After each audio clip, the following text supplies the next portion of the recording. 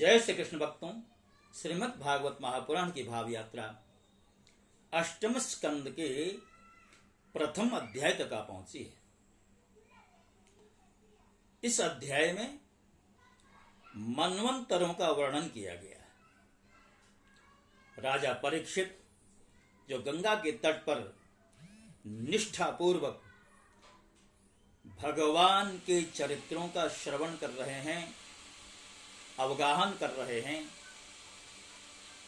राजा ने प्रश्न किया कि स्वयं भुव सिंह गुरु वंशोयम विस्तराश्रुतः यत्र विश्वसृजाम सर्गो मनुनन्यान वदस्वनः। अर्थात हे प्रभु, स्वयंभुव मनु का वंश विस्तार आपने सुना दिया। इसी वंश में उनकी कन्याओं के द्वारा मरीचि आदि प्रजापतियों ने अपनी वंश परंपरा चलाई थी। अब आप हमसे दूसरे मनुओं का वर्णन कीजिए।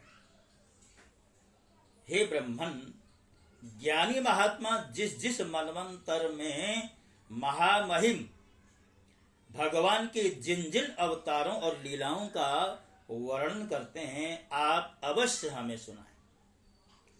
हे भगवान, विश्व भावन भगवान बीते हुए मनवंतरों में जो जो लीलाएं कर चुके हैं और वर्तमान मनवंतर में जो कर रहे हैं और आगामी मनवंतरों में जो कुछ करेंगे, सब हमें सुनाइए।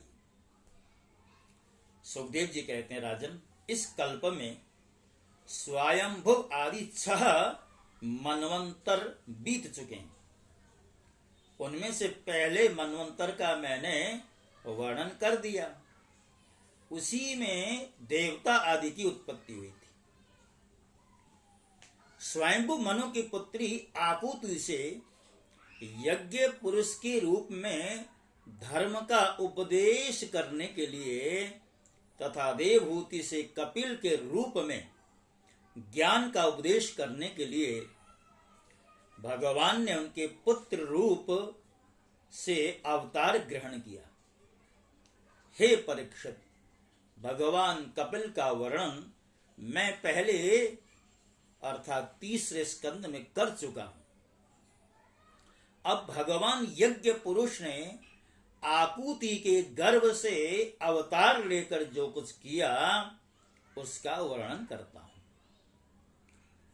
हे परीक्षित, भगवान स्वयंभुव मनु ने समस्त कामना और भोगों से विरक्त होकर राज्य छोड़ दिया। वे अपनी पत्नी शत्रुपा के साथ तपस्या करने के लिए वन में चले गए। हे परीक्षित, उन्होंने सुनंदा नदी के किनारे पृथ्वी पर एक पैर से खड़े होकर के 100 वर्षों तक घोर तपस्या की। तपस्या करते समय वे प्रतिदिन इस प्रकार भगवान की स्तुति करते थे। मनु महाराज कहते थे, येन चेतयसे ते विश्वं चेतयते चयम् यो जागर्ति शयाने स्मिन्नायं तं वेद वेदस। यो जागर्ति शयाने स्मिन्नायं तं वेद वेदसः। अर्थात जिनकी चेतना के स्पर्श मात्र से यह विश्व चेतन हो जाता है, किंतु यह विश्व जिन्हें चेतना का दान नहीं कर सकता, जो इसके सो जाने पर प्रलय में भी जागते रहते हैं, जिनको यह नहीं जान सकता, परंतु इसे जानते हैं, वही परमात्मा है। अर्थात परमात्मा वह है जो जगत के सो जाने पर भी क्रियाशील रहते हैं। और परमात्मा वैसे तो सोते ही नहीं। परमात्मा सो जाए तो फिर जगत का वश नहीं चलता कुछ। यह संपूर्ण विश्व और इस विश्व में रहने वाले समस्त चर अचर प्राणी सब उन परमात्मा से ही ओतप्रोत हैं। इसलिए संसार के किसी भी पदार्थ में मोह न करके उसका त्याग करते हुए ही जीवन निर्वाह के लिए उपभोग करना चाहिए। तृष्णा का सर्वथा त्याग करना चाहिए। भगवान सबके साक्षी हैं। उन्हें बुद्धि वृत्तियां या नेत्र आदि इंद्रियां नहीं देख सकती, परंतु उनकी ज्ञान शक्ति अखंड है। समस्त प्राणियों के हृदय में रहने वाले उन्हीं स्वयं प्रकाश असंग परमात्मा की शरण ग्रहण करो, जिनका न आदि है न अंत, फिर मध्य तो होगा ही कहां से। जिनका कोई न अपना है न पराया, और न बाहर है न भीतर है, वे विश्व के आदि अंत मध्य अपने पराये बाहर और भीतर आदि सब कुछ है उन्हीं की सत्ता से विश्व की सत्ता है। वही अनंत वास्तविक सत्य पर ब्रह्म है, वही परमात्मा विश्व रूप है। उनके अनंत नाम है, वे सर्वशक्तिमान सत्य स्वयं प्रकाश अजन्मा और पुराण पुरुष हैं। वे अपनी माया शक्ति के द्वारा ही विश्व सृष्टि के जन्म आदि को स्वीकार करते हैं और अपनी विद्या शक्ति के द्वारा उसका त्याग करके निष्क्रिय सत्स्वरूप रहते हैं। इसी से ऋषि मुनि नैष्कर्म स्थिति अर्थात ब्रह्म से एकत्व प्राप्त करने के लिए अपने कर्मयोग का अनुष्ठान करते हैं। प्रायः कर्म करने वाला पुरुष ही अंत में निष्क्रिय होकर कर्मों से छुट्टी पा लेता है।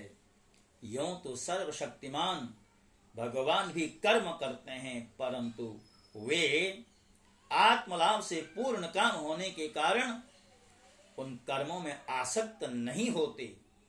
अतः उन्हीं का अनुसरण करके अनासक्त होकर कर्म करने वाले भी कर्म बंधन से मुक्त हो जाते हैं। भगवान ज्ञान स्वरूप हैं, इसलिए उनमें अहंकार का लेश भी नहीं है। वे सर्वतः परिपूर्ण हैं, इसलिए उन्हें किसी वस्तु की कामना नहीं। वे बिना किसी की प्रेरणा के स्वच्छंद रूप से ही कर्म करते हैं। वे अपनी ही बनाई हुई मर्यादा में स्थित रहकर अपने कर्मों के द्वारा मनुष्यों को शिक्षा देते हैं। वे समस्त धर्मों के प्रवर्तक और उनके जीवन दाता हैं। सुखदेव जी कहते हैं, राजन, एक बार स्वयंभुव मनु एकाग्र चित्त से इस मंत्रमय उपनिषद स्वरूप श्रुति का पाठ कर रहे थे। उन्हें नींद में अचेत होकर बड़बड़ाते देख असुर और राक्षस खा डालने के लिए उन पर टूट पड़े। यह देखकर अंतर्यामी भगवान यज्ञ पुरुष अपने पुत्र याम नामक देवताओं के साथ वहां पहुंचे और उन्होंने उन्हें खा डालने के निश्चय से आए हुए असुरों का संहार कर डाला। फिर वे इंद्र के पद पर प्रतिष्ठित होकर स्वर्ग का शासन करने लगे। हे परीक्षित, दूसरे मन हुए हैं स्वारोचिष। वे अग्नि के पुत्र थे। उनके पुत्रों के नाम थे द्युमान, सुषेण और रोचिस्मान आदि। उस मनवंतर में इंद्र का नाम था रोचन, अर्थात हर एक मनवंतर में इंद्र के नाम बदलते हैं, या यूं कहें इंद्र ही बदलते हैं। प्रधान देवगण थे तुषित आदि, ऊर्जस्तंभ आदि वेदवादी सप्तर्षि थे। उस मनवंतर में वेदशिरा नाम के ऋषि की पत्नी तुषिता थी। उनके गर्भ से भगवान ने अवतार ग्रहण किया और विभु नाम से प्रसिद्ध हुए। वे आजीवन नैष्ठिक ब्रह्मचारी रहे। उन्हीं के आचरण से शिक्षा ग्रहण करके 88,000 व्रतनिष्ठ ऋषियों ने भी ब्रह्मचर्य व्रत का अनुष्ठान किया, पालन किया। तीसरे मनु थे उत्तम। वे प्रिय व्रत के पुत्र थे। उनके पुत्रों के नाम थे पवन, सृंजय, यज्ञहोत्र आदि। उस मनवंतर में वशिष्ठ जी के प्रमद आदि 7 पुत्र सप्तर्षि थे। अर्थात हर मनवंतर में सप्तर्षि भी भिन्न होते हैं, इंद्र भिन्न होते हैं, देवता भिन्न होते हैं। सत्य, वेद, श्रुत और भद्र नामक देवताओं के प्रधान गण थे और इंद्र का नाम था सत्यजित। उस समय धर्म की पत्नी सुनृता के गर्भ से पुरुषोत्तम भगवान ने सत्यसेन के नाम से अवतार लिया था। उनके साथ सत्यव्रत नाम के देवगण भी थे। उस समय के इंद्र सत्यजित के सखा बनकर भगवान ने असत्य परायण दुःशील दुष्ट यक्षों, राक्षसों और जीवद्रोही भूत गणों का संहार किया। चौथे मनु का नाम था तामस। वे तीसरे मनु उत्तम के सगे भाई थे। उनके पृथु, ख्याति, नरकेतु इत्यादि 10 पुत्र थे। सत्यक, हरि और वीर नामक देवताओं के प्रधान गण थे। इंद्र का नाम था त्रिशख। उस मनवंतर में ज्योतिर्धाम आदि सप्तऋषि थे। हे परीक्षित, उस समय तामस नाम के मनवंतर में विधृति के पुत्र वैधित्री नाम के और भी देवता हुए। उन्होंने समय के फेर से नष्ट प्राय वेदों को अपनी शक्ति से बनाया था, इसीलिए वे वैधृति कहलाए। इस मनवंतर में हरिमेधा ऋषि की पत्नी हरिणी के गर्भ से हरि के रूप में भगवान ने अवतार ग्रहण किया। इसी मनवंतर में उन्होंने ग्राह से गजेंद्र की रक्षा की। देखिए, जैसे गजेंद्र की चर्चा आई है, राजा परीक्षित बड़े ही जिज्ञासु और बड़े ही निष्ठ श्रोता है। परीक्षित कहते हैं कि हम आपसे यह सुनना चाहते हैं कि भगवान ने गजेंद्र को ग्रह के फंद से कैसे छुड़ाया। सब कथाओं में वही कथा परम पुण्यमय, प्रशंसनीय, मंगलकारी और शुभ है, जिसमें महात्माओं के द्वारा गान किए हुए भगवान श्री हरि के पवित्र यश का वर्णन होता है। सूत जी कहते हैं, शौनकादि ऋषियों, राजा परीक्षित आमरण अनशन करके कथा सुनने के लिए ही बैठे हुए थे। उन्होंने जब श्री सुखदेव जी महाराज को इस प्रकार कथा कहने के लिए प्रेरित किया, तब वे बड़े आनंदित हुए और प्रेम से परीक्षित का अभिनंदन करके मुनियों की भरी सभा में उन्होंने कथा गायन आरंभ किया। भक्तों, श्रीमद् भागवत महापुराण की जो भाव यात्रा है, धीरे धीरे ही सही किंतु अपने लक्ष्य की ओर आगे बढ़ रही है। और भाव यात्रा का लक्ष्य क्या है? श्रीमद् भागवत महापुराण को आद्योपांत भाव के रूप में आपके समक्ष प्रस्तुत करना ही ये हमारा लक्ष्य है। और इस लक्ष्य में हम ऐसा मान सकते हैं कि अब बीचों बीच यानी मध्य में पहुंच गए हैं और आगे की यात्रा भी ईश्वर की कृपा से निर्विघ्न होगी, ऐसा हमें विश्वास है। और जैसा कि मैं बार बार आपसे कहता रहा हूं, श्रीमद् भागवत के जो शब्द हैं वो महर्षि वेदव्यास जी के हैं, जो स्वयं भगवान के अवतार हैं। उनके शब्दों में हेर फेर करना, उन प्रसंगों को में कुछ जोड़ना या कुछ घटाना, ये अपराध है। इसलिए मैं अपनी कुछ बातें न जोड़ते हुए या यूं कहें शास्त्र पक्ष की कटौती न करते हुए जितना भी आपके समक्ष रख पा रहा हूं, ये प्रभु की कृपा का ही परिणाम है।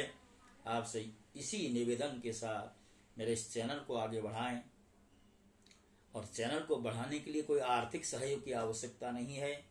आपके हाथ में मोबाइल है, आपने अगर सब्सक्राइब कर दिया है तो बहुत अच्छी बात, और नहीं किया है तो आप सब्सक्राइब अवश्य कर लें।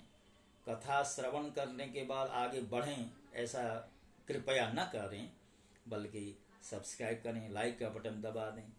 और हो सके हमारे कुछ ऐसे संदर्भ पसंद आए तो वीडियो शेयर भी कर दें, तो बड़ी आपकी कृपा होगी। इन्हीं प्रार्थनाओं के साथ आपसे विदा लेता हूं। जय श्री कृष्ण। ओम नमो भगवते वासुदेवाय।